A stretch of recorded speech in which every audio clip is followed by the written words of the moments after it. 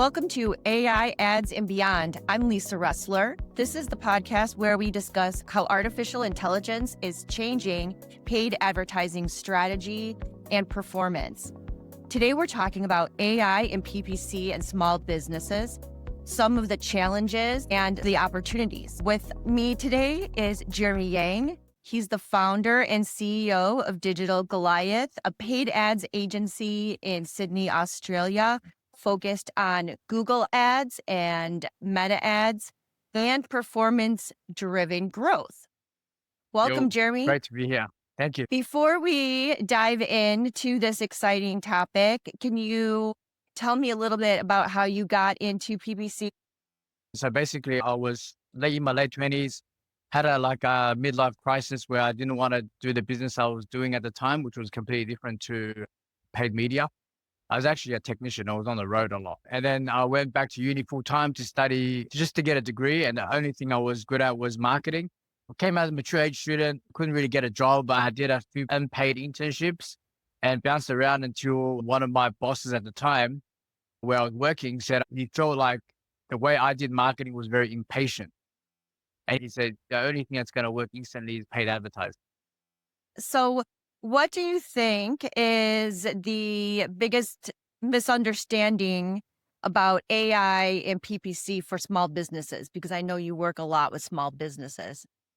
Yeah, we do. So when we're talking about PPC, we're including Meta and stuff as well. Meta ads and Google ads. Okay, cool. Yes. All right. So I think that one of the misunderstandings is that small businesses think that the automation is going to help them or make them do things faster. What I think the misunderstanding there is that it actually levels the playing field for all small businesses. If you were doing something that was quite time consuming before, now everyone just caught up, right? And if the bigger guys have more data, they can amplify everything they're doing with AI. So there's actually no advantage for a small business. I think that the only places that they kind of feel a little bit quicker or they can start executing a bit better is on things like graphics, videos, scripting, ad copy. They reply to things quicker. But the thing about AI, when AI is injected into all of this, is it's table stakes. If that makes sense. Yeah. That's what I think. That's what I think. People are optimistic about it, but what they don't understand is that it actually increases competition for whatever they do. Right. Because they have access to the same resources. That's right. So because the resources are so cheap, and now whatever the system they had going on, now everybody has that. And the bigger guys have even better system in place now and can do things even quicker than you. Well, what do you think they can do to win in that area? But to me, small businesses, the biggest problem they always had is the offer. It's hard to get customers for them. Yeah. So I think that in terms of talking to you, like someone like a strategist, I think now they have to think even deeper and even get sharper with the offers that they have. Because advertising has always been about customer. So now with more noise and more higher quality advertising, in terms of creatives and everything, the differentiator is the offer. It's whatever that other people can't replicate. Right. That's So right. can you give me an example of? Yep. So let's just say that, you have a very generic, you're in a space, like a local business, you're in a very generic space. AI is going to able to help you get sharper on your avatar, for example, right? So now you'll be able to use AI to create a avatar, which took a long time to do, which took a whole team to do before. And now you can create this avatar where you can ask questions, ask about what the hidden fears are, what they are not telling you. You can even test the offers on them to see how they will respond, how you could make it sharper, right? That's something that I guess you could do. Another thing AI is very good at now is doing competitive analysis. So that's a step that I think small business will have to take to really work out where the open lane is, if that makes sense. Right.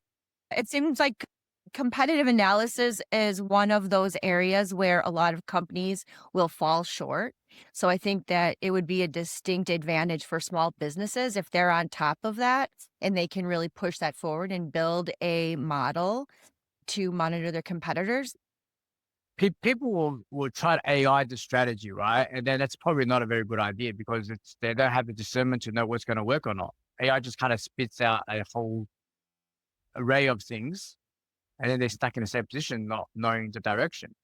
Well, I think if they're putting in the right data and prompting the correct way or building their custom chatbots with the right information, that they will get strong direction from the beginning on strategies and ways to approach their strategies. Telling giving them the model what their goals are, all the information about their business, who their competitors are. So it can use not only, its trained knowledge base, but also the knowledge, from that particular business and the custom models that I create for clients. I feed all of that into it. So I have sort of like my Yep. side strategy buddy, and I can Yep. say, "Hey, I'm working on this client right now, and we're looking at mixing up their CTAs." Yes, that's exactly how I'm using it as well. Yeah, no, that's cool. So you're actually for it. Like you're all for it. Like having AI assisting a little bit in strategy, even.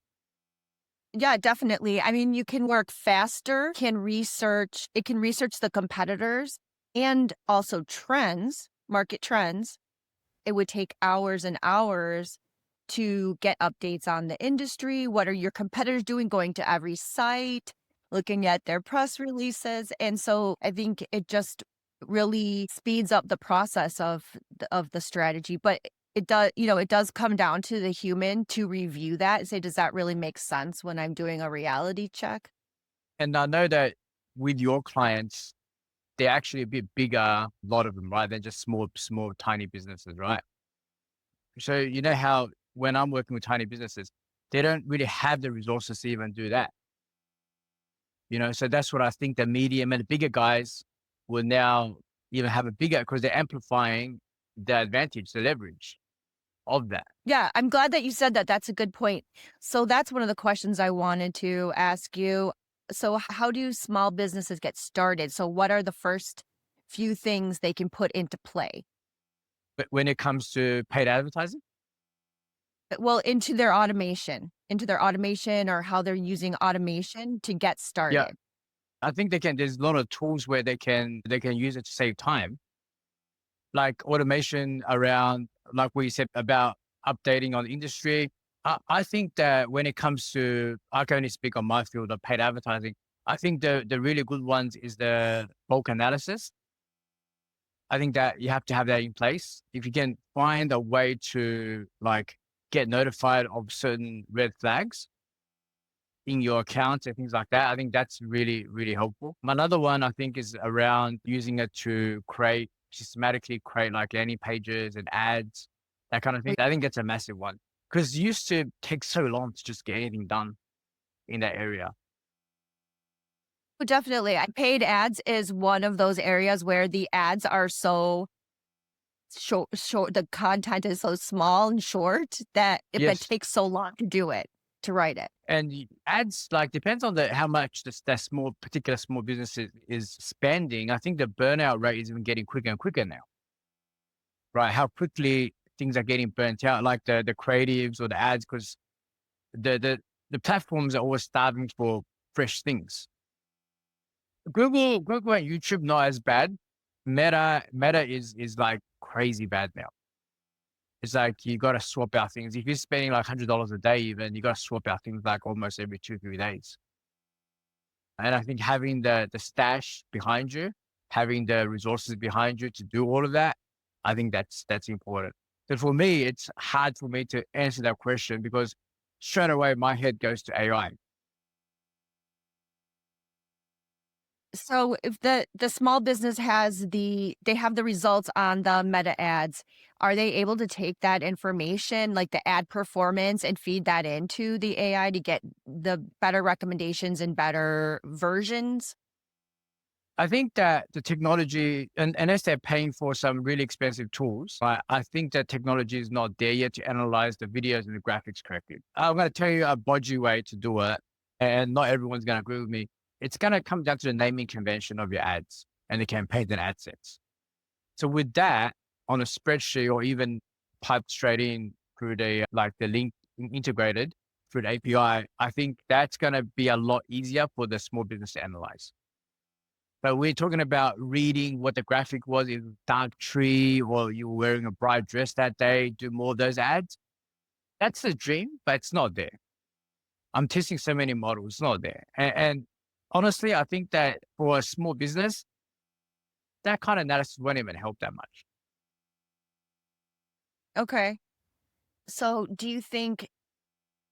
how do you think small businesses should approach that? Or do you think they should hold on and wait until there are better technologies? I think they definitely should wait for the technology to converge a little bit. Because I think that right now, right, one second. I think right now the technology is too divergent, and whatever they're going to use and implement, it's going to change very quickly.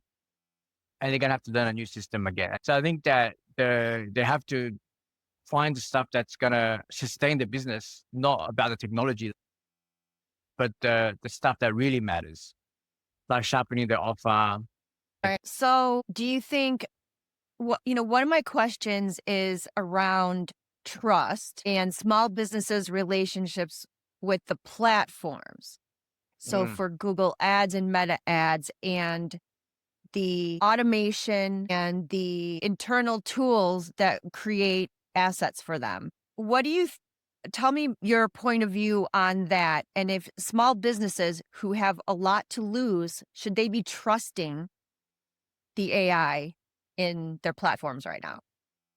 I think that when it comes to AI platform recommendations, definitely look at it with a skeptical eye, because especially small business, because their money, their ad spend is like their lifeblood. Asking small business $3,000 a month in ad spend is huge for them. So they'll recommend anything. They'll recommend increase the budget. They recommend test something. Tell their clients, man, like if you spend like $1,000 out of your $2,000 budget and it hasn't worked, it's not going to work. In terms of how risky it is, I think it's even more riskier than for businesses where there's like a legal implication around courses, around government, because when you trust the AI to write some of that stuff, they'll just not sound like a brand. They will make it clickbaity. It will insert information from other businesses that doesn't apply to you. So yeah, if that's the layer we're talking about, yeah, that you can't trust that. What it can do really well now is images and videos. Platforms are building it in. Google is building in video creation software, the image creation AI, text overlay on top of image. It used to take forever to do it, right? So now it's all folded into one. So if you were trying to save a bit of time on that, you can trust that. That's no problems. And then another thing that the platforms are adding into both Meta and Google is allowing to prompt in natural language to build a analytics table or to get you some stats on certain things. They used to take forever to do in Google. Building a pivot table, that used to take forever. Now you can just write it. You can just go tell me, do a comparison of product A and, last year to this year. And it'll think it for about a minute and a table will come out. That used to take forever to do. In Meta, what they've added recently is the natural language of talking about who you want to target. Right. So that's good. I think that's a good addition, because I think with my 7 years in the game, that has always been like people are fascinated over the targeting options, which is not the needle mover for a very long time. Maybe 2019, maybe, but it's been a long time where it doesn't really matter. And now people, even small business, they don't have to worry about that mystified site anymore. They can just type it in and Facebook will know who they're trying to target. So, how does that work? Sure. typing in, I'm looking for Yeah. families who enjoy outdoor activities. Yeah, exactly. Stuff like that. Not all accounts have it yet. Some accounts have it. You're allowed to put it in, right? And then it'll tell you what's targeting. Yeah. Okay, so then will it like pop up a list of different audiences that you can select from? Yes. Yes. And that's, to me, that's still a combination of what your videos, like, just say you're making a video ad, right? I always recommend my clients to do the call out at the start, right? Hey, if you're going through this or if you're doing that, listen up. This is, you know, I think that still matters. And the ad copy still matters. I think you have to be really clear, right? And now the targeting is also helping it. Instead of having be a mystery and you selecting yourself each one, now it's even moved on to that, the natural language way. And I think that's a smart move. But I think that's great for, especially for small businesses Big who time. may not have that detailed background in how to select lists and how to identify the right ones and getting pretty close to what they should be targeting. For now, so for, you were talking about the creating the ads, and Mhm. is that the Google Asset Studio? I can't remember what's Well, called, banana something. I can't remember. I just, okay, the yeah, nano banana. that stuff, that's all in there. The VO and all that stuff. Yeah, that's all in Yes. there now. Yeah. So that saved a lot of time. I mean, if you're talking about like automation, like the platform automation, even the remarketing audiences and all of that. Yeah, it used to take forever to create. Used to like there was no chance. Now it's like all automated. It's already set up for you. Yeah, but that doesn't change the fact that if you don't have something that's selling well, you have all the audiences in the world. It's not going to make any difference. And I think that's also where you said have a skeptical eye. And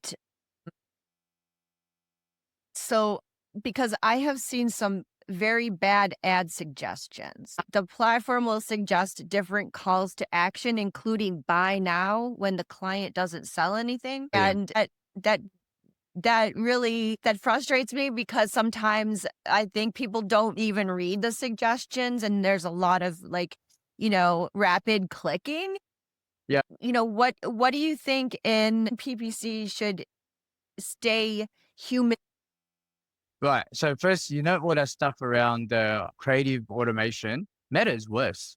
Meta is suggesting to remove the background and insert somewhere else worse. I have something to say about that too, because when it comes to e-commerce clients, like the products, there's automation around that where you can put where you put a image of the product and tell it what we want to make it to, right? And the naked my eye, because I'm not the owner of the product or not the owner of the client's business. So to my eye, the product looks fine after AI's modification, right? But I've had 3, 4 different occasions. The client said that doesn't look like my product anymore, or that's changed a little bit. Like the sunglasses, the arc's gone up too high, and you'll never know that. So you have to be really careful because it doesn't look like the end product that the client gave you anymore. So that's actually very dangerous, right? To allow, those small modifications. Yeah. So for me personally, I've had to do more across the entire spectrum of ads, like the strategy, a little bit of that, like the creating the assets for them, running the ads, the post analysis, even, integrating to the CRM. And the next one I'm going to do is probably work out lead score for them, landing page optimization, conversion rate optimization. I don't think that it's about human led, more like the human has to do more now just to keep up, just to stay competitive. I think that's So why are those tasks not able to be automated? The I think ones they you were can be describing. automated, but because that got easier with the help of AI, then now how do you stay competitive? How do you justify the monthly invoicing? Right.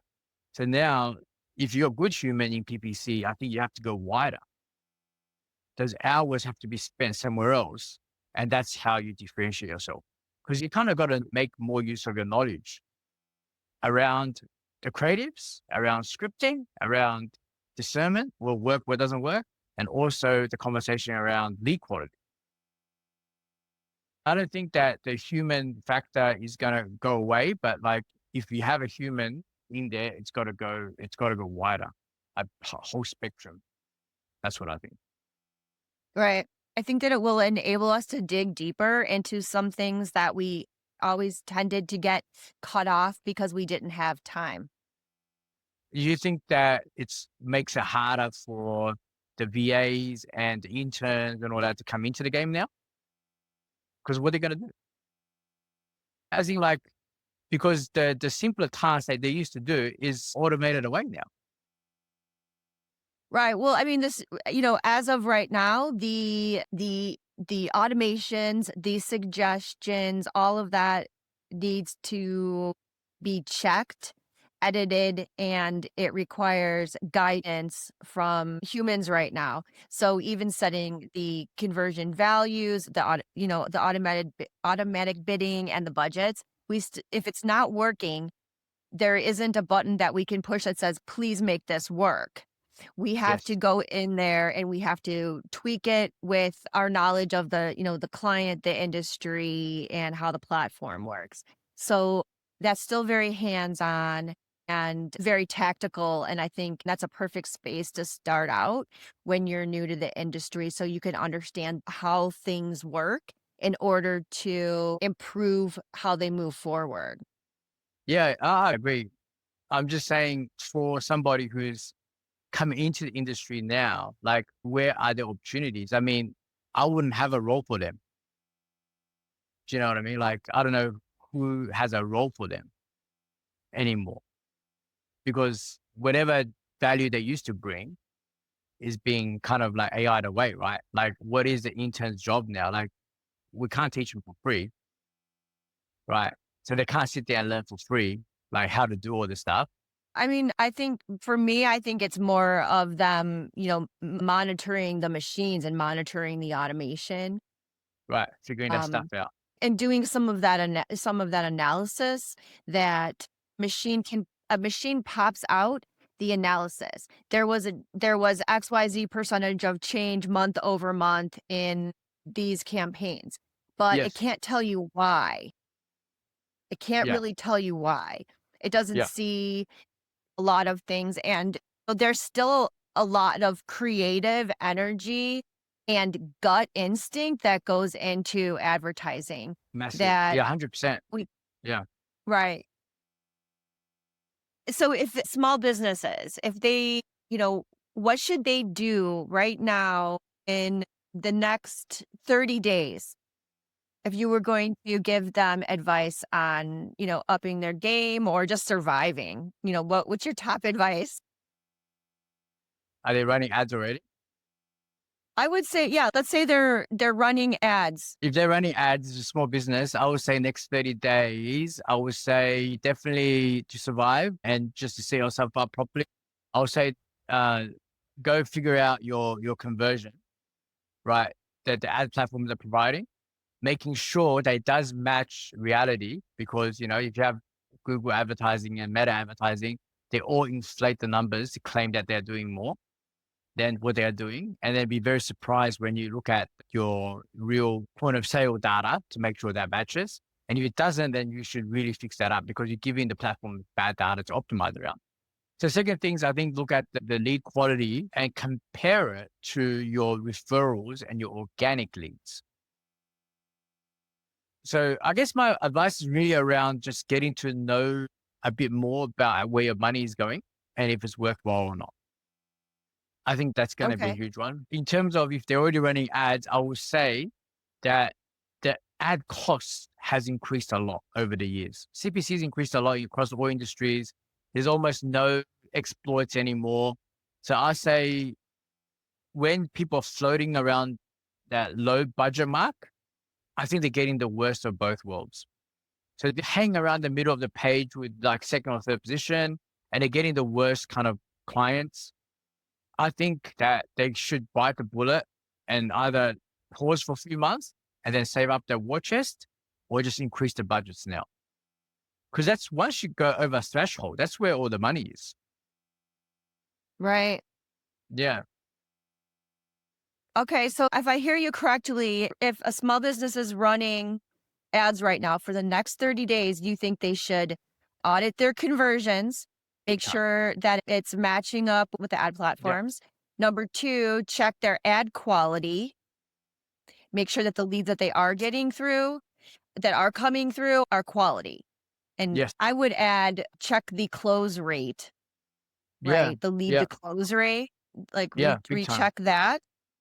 And number three, consider increasing their budget so that they can get over that threshold to get more data in so that the machine, the automations can actually work better for them, which they do. Yes. Yeah, definitely. I think that once they go over a threshold of spend, things definitely change. If they're hiring an agency or whatever, like that fee doesn't change. Right. So the more you spend, the more you're making the most out of that person that's there, you know? So which is super important. I think, yeah, because I think the clients that's doing like 10,000 or around 10 to 15,000 a month, they are, it's a lot easier to get them results than the one that's doing $3,000, right? And the fee's the same because it's almost the same amount of work, right? But one you kind of bidding and you always going for the best word, you always hang around the top. Life's a lot better like that. Yeah. So that's my recommendation for them. Yeah, I think that's great. Well, this has been a really great conversation, and I thank you for being here today. If anybody wants to get a hold of you and learn more about what you do, where is a good place for them to contact you? I think LinkedIn is quite easy to get a hold of me, or just go to my website at digitalgoliath.com.au. We do all right, and we're just currently getting more of our voice out there. Thanks for listening to AI Ads and Beyond. And if you found this episode useful, helpful, and entertaining, please subscribe to the show and share it with someone in marketing and small business that can make use of those 3 tips that we just shared at the end. Thank you. Thank you. Thanks for having me.